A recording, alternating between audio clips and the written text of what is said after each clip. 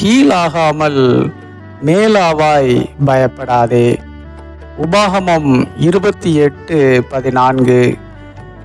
இன்று நான் உனக்கு விதிக்கிற உன் தேவனாகிய கர்த்தரின் கட்டளைகளை கைக்கொள்ளவும் அவைகளின்படி நடக்கவும் அவைகளுக்கு செவி கொடுத்து வந்தால் கர்த்தர் உன்னை வாளாக்காமல் தலையாக்குவார், நீ கீழாகாமல் மேலாவாய்.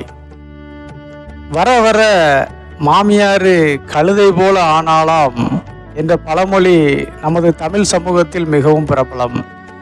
சின்ன வயதிலிருந்தே இந்த பழமொழி நமக்கு மிகவும் பரிச்சயமானதாக இருந்திருக்கும். ஏனென்றால் நமது வகுப்பு ஆசிரியர்கள் இதை அடிக்கடி பயன்படுத்துவார்கள்.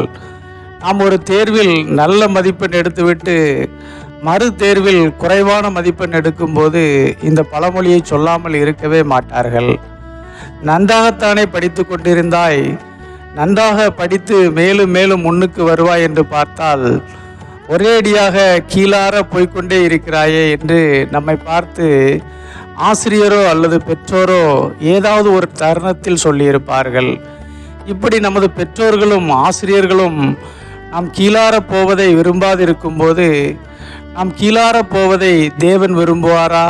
நிச்சயமாக விரும்ப மாட்டார். நாம் ஒவ்வொருவரும் கீழாகாமல் மேலாக வேண்டும் என்றே தேவனும் விரும்புகிறார். அதைத்தான் வேத புத்தகத்திலும் நமக்காக பதிவு செய்து வைத்திருக்கிறார்.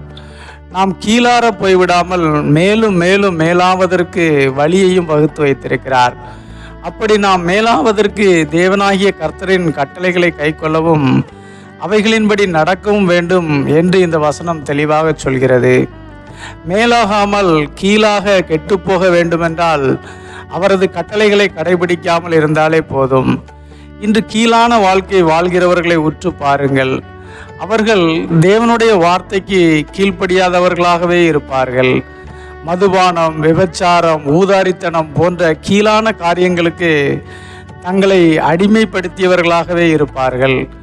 இவர்கள் இந்த உலகத்தில் மேலாகாமல் கீழாக போவது மட்டுமின்றி எல்லாவற்றுக்கும் மேலான மேலோக வாழ்வையும் இழந்து போகிறார்கள்.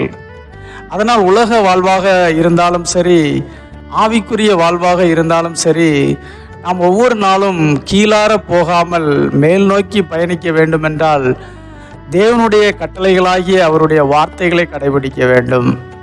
உங்கள் வாழ்விலும் இன்னும் மேலாகாமல் தத்தளித்து கொண்டே இருக்கிறீர்களா? பயப்படாதிருங்கள்.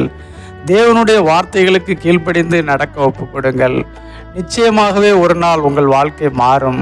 நீங்கள் கீழாகாமல் மேலாகி இருப்பதை காண்பீர்கள். ஆமென்.